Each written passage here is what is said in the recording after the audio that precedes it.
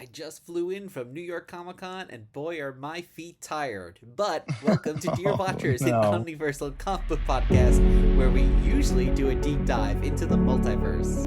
We are always traveling with you through the stories and the worlds and the conventions that make up the omniverse of fictional realities we all love. And your watchers, Comic Con extraordinaire, I don't even know what else, badge wearing leaders on this journey are me, Guido. And me, Rob. And yes, we have just finished New York Comic Con 2025. Ooh, Woo! number 19. 19. Amazing. I wish I knew how many it has been for me. I know you have been at every single one. Is that correct? All but There one. was one. There was one where someone dear to me decided to get married the same weekend. It She's was no a longer dear to near, you, though. exactly, it was a near unforgivable sin. But otherwise, yes, I've been to them all with a near perfect record. And I too wish I had like badges and or Mm, programs or those kinds of things. And I have like a smattering of random ones, but I do not have them all start to finish. That is for I don't sure. think I have most of mine. And I was saying to you, the very first one I went to over 10 years ago, it was a organization in New York City just gave me, they had an extra badge and just gave it to me. And those days of organizations just like, oh yeah, we have a few extra badges just to give out to people. I wasn't even helping them. They just were giving it to me. Those days are long gone, unfortunately. Yes, that is for sure. Yeah, it's become much bigger in the years we've been going, but we're going to bring it to our listeners and make it seem so small and in reach. Exactly. But before we do that, Guido, anything new in our little section of the multiverse? Well, we don't often discuss new news, but it's so hard not to discuss all this Marvel DC news that's happening. And one element of that is Superman Spider Man got announced since we covered Batman Deadpool. So not only do we have the follow up to Deadpool Batman Deadpool coming out in just a few weeks from when we're recording this, but we now have next year promises of not only a reprint of Superman Spider Man but a new issue of Superman Spider Man, which probably will be two new issues Superman, Spider Man, Spider Man, Superman, since that's how these companies work. So we have so many crossover stories, and it's just so great. And something that I won't talk about with New York Comic Con, but a ton of intercompany things got announced at New York Comic Con. So it feels like it's kind of a trend. For example, DCKO is going to include characters from Mortal Kombat and Beneath the Trees Where Nobody Sees Yes. and The Boys. So, and these are multiple companies that are now crossing over. We know Swamp Thing and Something is Killing the Children are doing a crossover. Mm-hmm. So it's really fascinating how much this is happening. Obviously, we've been spending 4 years, 5 years talking about it. And now it's just happening more and more. And hopefully it's done with great quality control to give us some really cool things that we've been dreaming about. Hopefully. Yeah. So that's one thing new. The other thing new, we're still busy. We're still busy with a little project that we like to uh, spend all of our free time doing. So we've mentioned a few times on this show over the last year that not only did we acquire an old video store collection, we now have opened a video store, and that video store is now also a comic store. So we are Mm-hmm. officially comic retailers, not just in back issues, but we got our retail set up with all the distributors, and people have been coming in and really excited about the issues that we're stocking. So it's fun. Sleepover Trading Company is our shop that we opened in upstate New York, and that keeps us really busy. And we're excited for people Yeah. to check it out if you're in the upstate New York area. We're going to do some new books, but we're not going to do all the new books every week Oh, because gosh, no, those no people, way. I don't know. We obviously have several friends who own comic book stores, and I truly do not understand how they do it. No, no, that is a lot, a lot, a lot. And the last new thing I'll mention is our next episode is out the week of Halloween. So it's going to be all out spooky and scary. Don't worry. And we have no idea what it will be about, but we're sure it will be spooky and scary. That's for sure. And if Don't you're reveal how the sausage gets made. we do this at the last minute. No. If you're joining us for the first time, well, usually we have three parts of our journey through the multiverse: origins of the story, exploring multiversity, and pondering possibilities. But it'll be a little different this week. But the good thing is you have 160 plus other episodes to check out with that exact format. So And thanks for coming remember, along. wherever you're listening, leave us a 5-star review and find us online at Dear Watchers to let us know what you think. And with that, dear watchers, welcome to episode 170, and let's check out what's happening in the Omniverse with our travels today's con. And today we are asking the question, what if we opened a portal to New York Comic Con 2025 to reveal our highlights?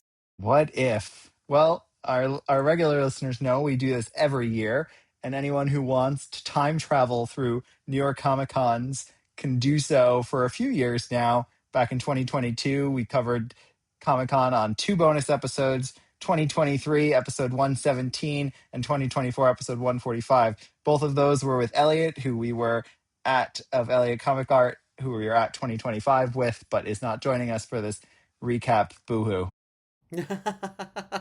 But we should say Elliot brought his son to Comic Con this year and did a great job. So it was interesting to see Comic Con through the eyes of a child as well.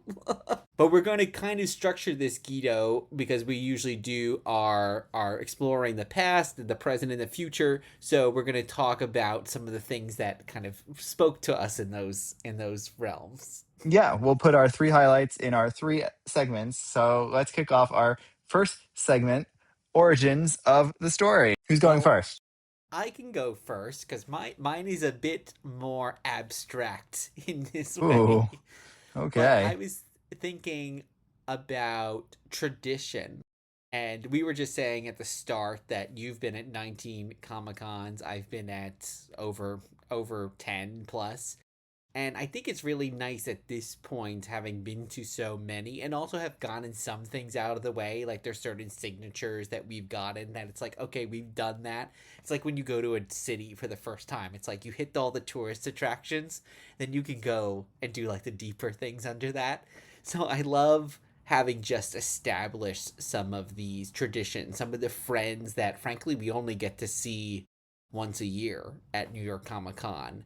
And even like the idea of on Friday, I usually go alone during the day before I meet you. And it's like nice that I have that time to myself where I can just wander without any other responsibility. And on Saturdays, like I run home to walk the dogs. And it's like, even though that takes like 2 hours out of my day, it's like, oh, you know what? I've come to kind of like that as like a midday Saturday respite. It is one of the fun things about these kinds of events. And I appreciate when I notice, and things change every year, but there are a lot of things that stay the same. And I think they must be really Mm-hmm. strategic, and the team that does it must be really intentional about that. Like you just you know exactly where that vendor is going to be, Yes. and other vendors might move around, but there is still like a certain geography, a certain feel. You know where the popcorn and the empanadas and the okonomiyaki vendors are.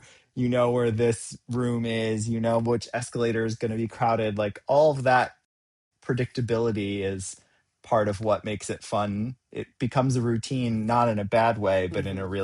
in a really good way. Because of course, all the content is new, all the people around you are new, Yes. everything's changing, but the structure roughly stays the same, and that helps. Other than last year when they skipped Columbus Day, but luckily we're back to Columbus Day, That giving is us a true. nice break after a very intense 4 days. So, Yeah, and I was yeah. thinking people who have listened to some of our past episodes will know one of the things I get every year is the Tales of Halloween from Storm King, John Carpenter, and Sandy King Carpenter's comic company. And one thing I loved that this year, it's always the same person who's working at the booth. And he was like, you guys come every year.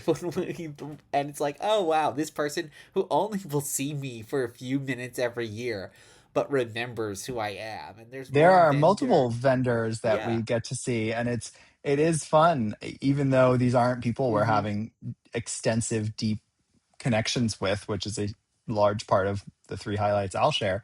But still, they remember, and that's really lovely. So So yeah, that was my first one. Tradition, looking to the past, but setting up things for the present and the future too. How about you? my origin of the story segment, all three of mine are going to be Artist Alley encounters this year. So I'm Ooh. going to focus in on Artist Alley. We did other things. We visited panels, of course. We wandered so much, but I'm going to focus in on Artist Alley. And for this one, I'm going to mention Bob Wiacek. Mm-hmm. So Bob Wiacek is a legendary, mostly Marvel, some DC inker. And inking was so important for so long. It still certainly is, though working digitally, obviously, you see less inkers' names and you see less of that work. But the work of an inker really can transform the look. I want to just be clear. He's a co-creator, a co-artist on these books on iconic Uncanny X-Men and She-Hulk and things that were happening in mostly, I'd say, the late 70s into the early 80s. And he was set up at a table in the back of Artist Alley without much fanfare, without many banners, got to talking to him. He's lost most of his vision, and so can't work, doesn't work. Hadn't come to a New York Comic Con in some years, many, many years ago when they were a much smaller event. They would give creators who'd worked for a long time free tables. They weren't able to continue that about 10 years ago, and he hasn't been back since. So he decided to come back, and he had just a spread of his issues out on the table so that he could sign them and sell them to people, which is amazing. And what was neat was we didn't even know he inked the Claypool run of Elvira, Mistress of the Dark, which is a favorite of mine and a really incredible and hard to find title. And he had two of those books. And in talking to him about how excited we were that he had two of those issues, he mentioned he probably had more at home. Came the next day and he had brought the last two issues of the series. He had his son help him dig them out of the attic and then sign them for us. So that was just so nice. It's so nice to be able to not just support these creators who really need our support, and especially because, as we know, they were not given contracts or given a lot to sustain them as a career, and now he's older and can't work, but also just have a connection with him and chat with him and learn about him and discover this connection to Elvira. Shared with us that he loved inking her hair because that Mm-hmm. was a really fun part of her look that he got to do. And Yeah, he really had nice. a checkmate Yeah. on the table, and you were telling him that maybe we can't reveal it because I know it just recently came out, but that Yeah. it's gonna be back in. Spoilers for Peacemaker. There's a link to Checkmate. We won't say more, Mm-hmm. but yeah, it was cool because he had it out on his table, and I figured he didn't have it out strategically just because Mm-hmm. he didn't strike me as someone who's watching TV or reading the news very often about what's happening in current comics. And it was true. He had it out because he did the inks on the mid 2000s Checkmate series, and I said to him, like, oh my gosh, that's going to be high in demand because there was just a big checkmate plot point in the end of Peacemaker, and certainly one that's going to be continued into the next Superman movie. So Mm-hmm. yeah, it was fun to connect with him. So that for me was an important part of our first segment looking at history and looking back at origins, was just making sure there's that space for creators. You even had an idea that I don't know if the space of Javits would allow, but what was your idea? Well, I was saying, I think, and it was great that Bob was there, but I think a lot of people were looking past him because I think at this point people are looking to some of the new creators. And you see the people who have new books out that have these long lines. So I was thinking having a legends room where people like Bob and Chris Claremont, who's often there, and a lot of those other people who are these legends but aren't necessarily working on a lot of new work or any new work, could all be in a room together. And as you said, actually, it could be very helpful for collectors because a lot of those people worked on the same books. So you could kind of go down the line with a single issue and get it signed by maybe the writer and the artist and the inker all in one. And I think it would be nice to have all those people in the same room, and then maybe also that would free up additional space in the main artist alley room for more new artists as well. Yeah. Yeah, it's a neat idea, and we'll see if something like that ever evolves. So, Mm-hmm. Well, let us talk a bit about the present. It's time for exploring multiversity. So I'll go again first. And for my present, exploring multiversity, it's another kind of abstract one. I'm being very philosophical on this episode. And it is right now, we still have all of our New York Comic Con bounty, our booty, if you will, spread out the on Horde. our the hoard, exactly, spread out on our dining room table. And I think it's just like the present is just that, like taking it all, everything in, because what you and I have, and I think a lot of other collectors are this way, is we buy stuff from cons and other things that we go to, but we don't actually digest it all. Because I'm sure you have, and I know this is true of me, like many things where it's like, oh, I've bought this, but have I actually ever read it? Or have I actually ever like really sat down and looked at it? Do I even So, have a place do I to have a have it place to have accessible, it? or is it in a box in a closet that if you open the door you're going to get killed and crushed by a million Exactly. boxes? Yeah. So exactly. So I think for my what I was thinking about is really taking a moment and really having a moment to look at what I have here, digesting it, and things that are more physical, things that you can't read, items, finding a place to put them out. Like, even actually, in the room I'm recording this right now, I have a poster I bought from last year that is sitting on the floor that I never hung up. So it's like, it's almost like a New Year's resolution. I have a post Comic Con resolution where it's like, okay, I need to actually get this stuff out into the world that I can enjoy it beyond like that moment of seeing it on the wall at New York Comic Con. And there were some really fun things. Like there was a new comic I got from about a made up slasher movie, which I'm really looking forward to reading and taking in and just absorbing all of that, all everything that I've taken in over the last few days. Yeah, I think that is really important. The only other thing I'd add is I think sometimes it's good, not that you're doing this, but I'll just say it for our listeners as someone who is a collector that a lot of people would call a hoarder. I think it's okay as a collector, it's okay to buy stuff that you put away. It's okay Mm-hmm. to have stuff that's not out, right? We don't need to Marie Kondo our lives. In fact, most Yes. of us who are collectors are doing quite the opposite. So I think I agree with you. I do want to enjoy all these things, but also if there's things, have I read every one of my 35,000 comics? No. And I'm okay with that. I won't ever read them all, and that is okay. But having them and having this particular item is special. And then one day being able to pull it out and have it mean something to me as a memory is also really special. So Mm-hmm. yeah. For me, our next stop on Artist Alley in the present, I'm putting one of my favorite artists in the world, Russell Dauterman, who was just, and speaking of being present, was one of those people in Artist Alley. First of all, he doesn't do a lot of cons, has never been at a New York Comic Con, but then is so generous with his time and just willing to.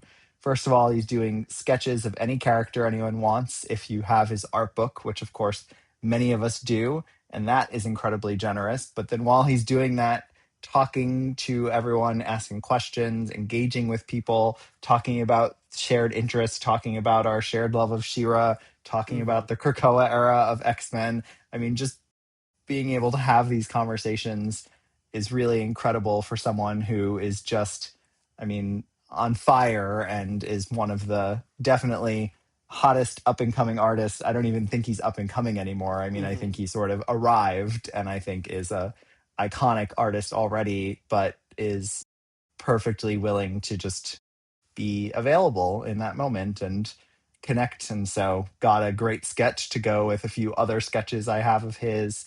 Got the issue. I have a original art page from him that I ordered years ago, right after, during the pandemic, in fact. And then I got him to sign the issue. And so that was all really nice to go into my collection. But it was definitely just getting to talk to him that was the most amazing part. So, Mm-hmm. And he was especially open to connecting like that. But I think one of the things that is pretty marvelous about New York Comic Con and Artist Alley in general is that there are so many people that you're just able to connect to in that way. Like you mentioned Bob Wiacek, and we were talking about Elvira, and he went and found that. We were having a conversation with Philip Kennedy Johnson about Superman, and it's just so nice that these people who are obviously incredibly busy and surrounded by thousands of people over the course of this weekend do take the time to really connect with folks that are lovers of their art. I think it feels like they understand that they wouldn't have a job if you weren't a fan, if you weren't buying, if you weren't taking in their art as well. Like they feel, and that isn't always the case with artists or well, I creators in think, general. but I don't want to make it sound transactional either. While I think No. that's true that they're appreciative,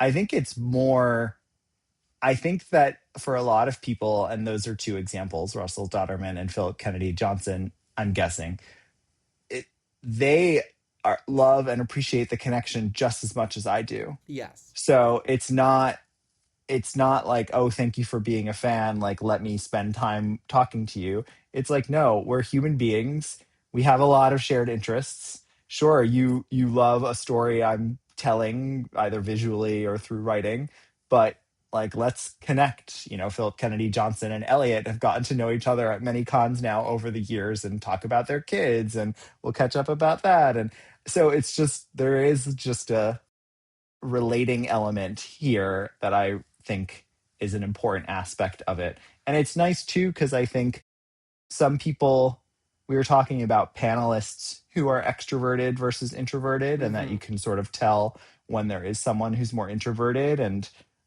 I have no problem with that at all. You can just tell.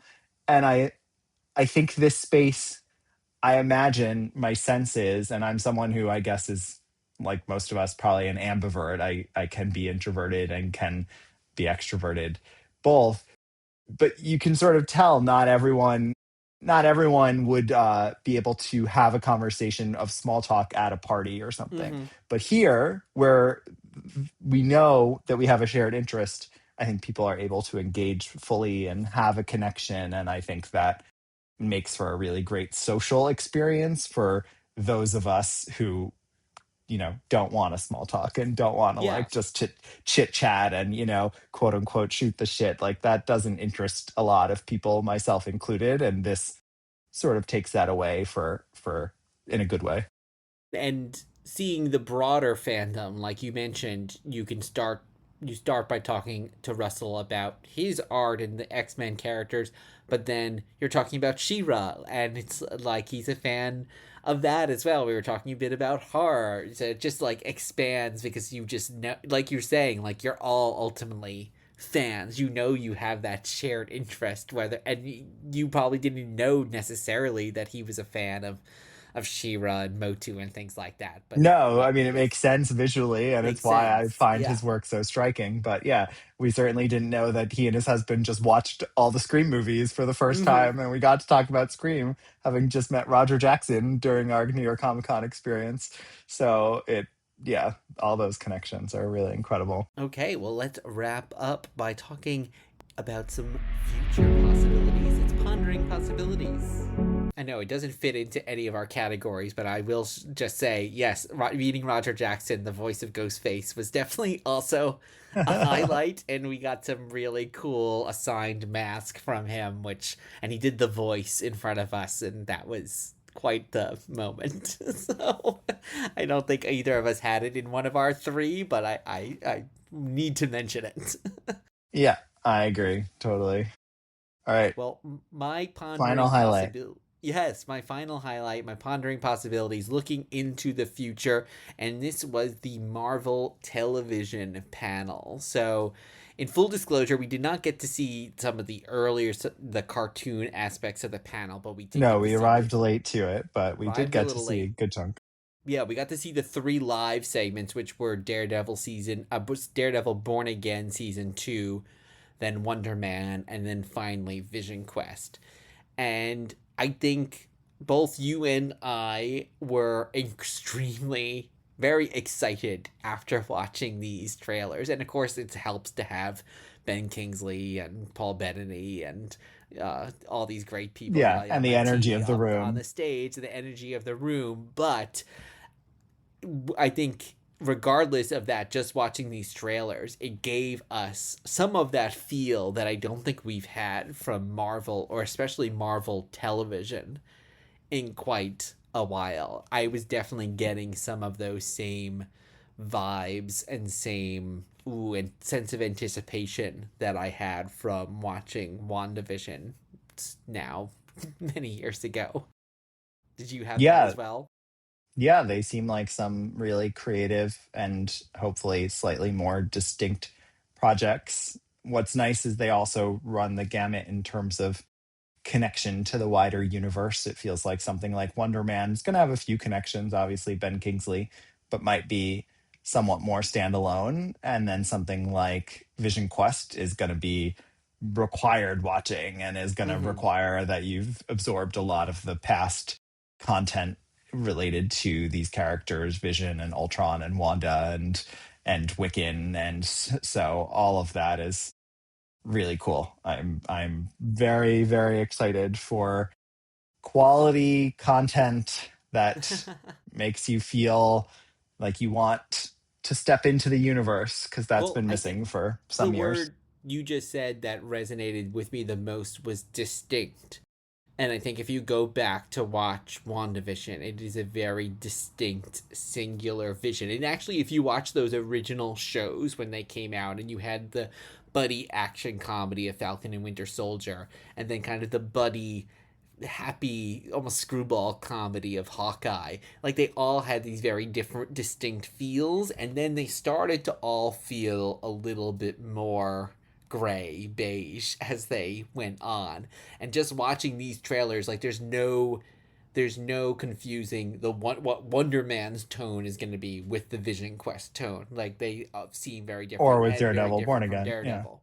And I think that is what we've been missing a little bit from both the movies and the TV, is getting that unique perspective from the creators. So I'm super excited for that. Yeah, I agree. It is How good. about you? What's your final highlight? My final stop in Artist Alley Mm-hmm. is, so an artist I was not too familiar with, Riley Brown. And we stopped at Riley Brown's table because recently my collecting has skewed more toward vintage toys Mm-hmm. than comics. Not that I'm not buying comics, that's for sure not the case, but just that when I'm looking at some of the higher price tag items, I've been more toward toys because I'm down to the multi-thousand-dollar X-Men books. So I'm not quite there yet in terms of buying them all. Anyway, walking by Riley Brown's table, he has a Hurricane Hordak box with a remark on the cover that he did.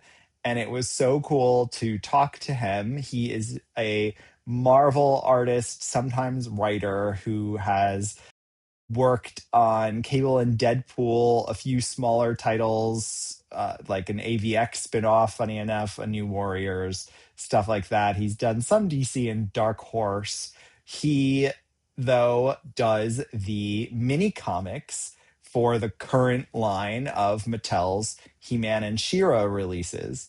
So it was so cool to talk to him about that and what he's gotten to do with that and why he enjoys it. He had some prints of some of the pages.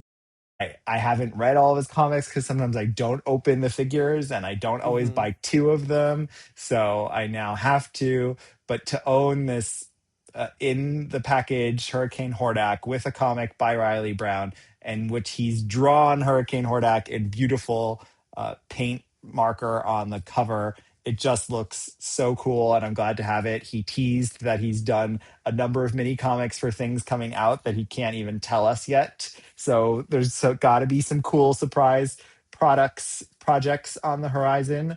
And then he's also doing some of the Dark Horse new He-Man mini series comics that are coming out in 2026. So it'll be really cool that he's going to continue to be an artist in the world that our listeners know is one of my favorites. Hmm. And hopefully, we'll have a huge, really good movie next year, and we'll make that world explode wide open. And Riley Brown will be at the center of it. So that was a really neat stop and new connection to make.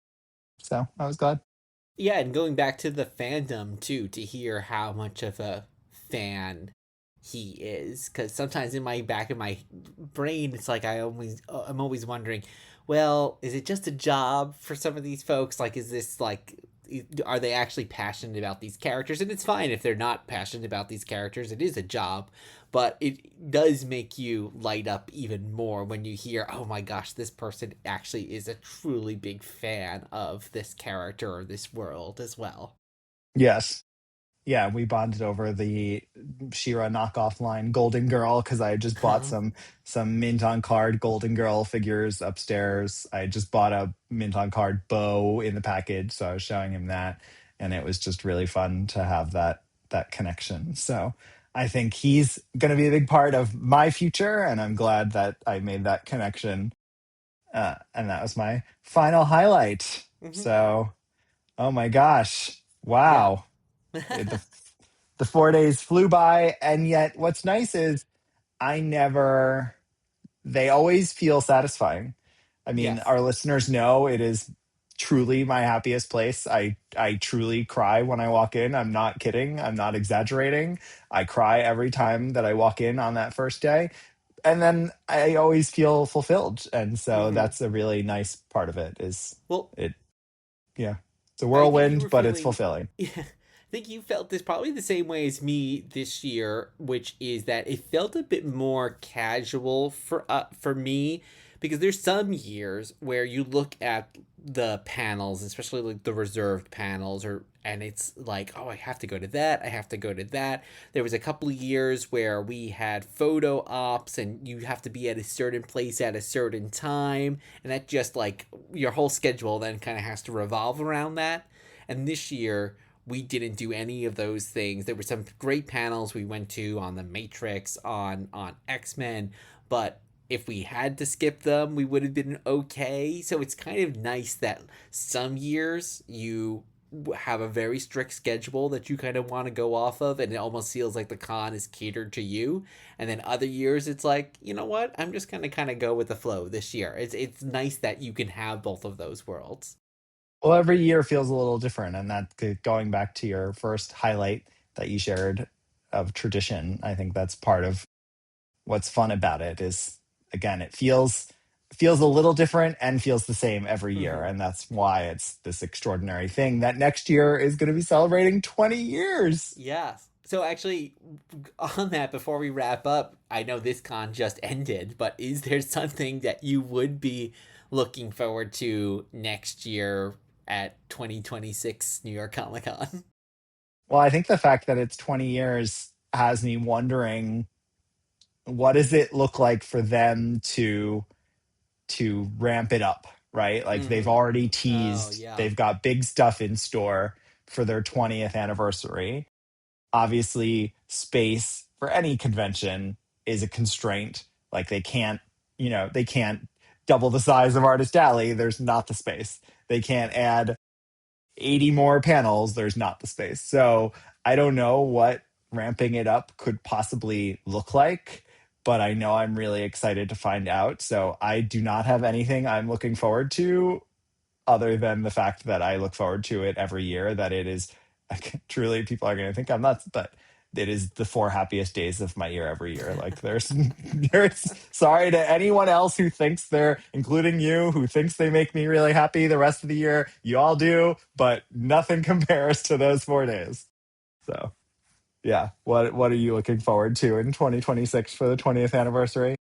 Well, I hadn't thought of it. Yeah, like how do you go? Because you said, and you probably don't maybe you remember the exact stats, but it's Javits Center, right, is so much bigger than even a It's baseball stadium. 3.4 million square feet, which is three times, a little less than three times the size of the Mets stadium. I Wow. looked this up So because a student was asking me, and yeah, totally insane amount of space there. And of course, a and lot of the space is being used for like load in and of service course, space. So it's not all floor space, but the floor space is completely full, as we know. So it's completely full, and I don't know how you amp it up without maybe going to some auxiliary venues or something like that. I which they wonder. used to do and I feel Mm-hmm. like have moved back from. I don't I did know an if event you at remember. an Yeah, auxiliary venue. Yeah. they used to use like Roseland Ballroom or Mm-hmm. Hammerstein Ballroom years Hammerstein ago. Ballroom. Yeah. They would do screenings at places, they would do some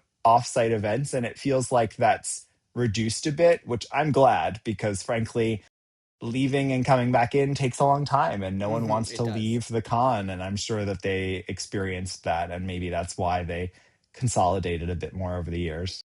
I agree. I think the only thing I'd say is I'm always looking for more horror, and they had some of the best merch this year, which was very Halloween themed. I don't usually get a lot of the New York Comic Con merch, but this year I did because it was really You mean their great. official logoed Their official branded logoed merch? Yeah, yeah. branded merch. But I think because, and I'm sure I've mentioned this on past podcasts, but I think because it happens in around Halloween time, that Halloween and New York Comic Con are very, they go hand in hand in my head. So I'm always like, let's lean even more into some of the big horror. I don't know. In some ways, it'd be fun. I think if they had a, this would probably not work, but my my initial thought is like a satellite convention of just horror. That Hmm. could be interesting. Like I think the issue with the different screenings, or we even went to that Slayers event a few years ago at an Yes. offsite. Those are like one and done things. So you go offsite and then you have to go back to the Javits. I wonder if they like worked with the New Yorker Hotel or like one of those places Oh, more yeah. around 34th Street and had like a horror con that was an offshoot. Like that could be interesting because then you go spend a few hours over there and then you go back. And I don't know, there could be ways of doing that. But I am sure they've thought through absolutely every I'm sure. option Yeah. and there's reasons for not doing them, or they'll do it next year. We'll see. Yeah, or I'm wondering too, like who were some of the guests 20 years ago? Has there been a guest who has been at every New York Comic Con? No, And is it absolutely not. Absolutely not. Chris Yeah. Claremont? Not? No, you don't. No. He's come to mind. No, he wouldn't have been at No, all of he's them. probably been at a lot of them, but I know that he was not at the first few because I remember when he started going because we saw him. Remember when he didn't have a line? Those days, Yes. Jan, when he didn't have a line, and then they did the offshoot special edition, and he was there, and then I feel like he started to build after that a bit. So yeah, I doubt there is anyone who has been there for 20 years, but I don't know. I guess Well, we'll find out if all any those kinds listener of knows, stats let us next know year. because I want to hear. Yes, you and I are both nerds for especially that kind of stuff. So Yeah. Well, it was a wonderful 2025 New York Comic Con. I hope our listeners enjoyed us opening a portal into it. mm-hmm. Those of you who couldn't be there, those of you who could be there and listened, we hope you enjoyed hearing what mattered to us in it. So I have been Guido, And I have been Rob. and we have no reading list, but you can check our show notes and you can always find us online, dearwatchers.com. Leave us a 5-star review wherever you listen, and we'll be back soon with another trip through the multiverse. Keep pondering the possibilities.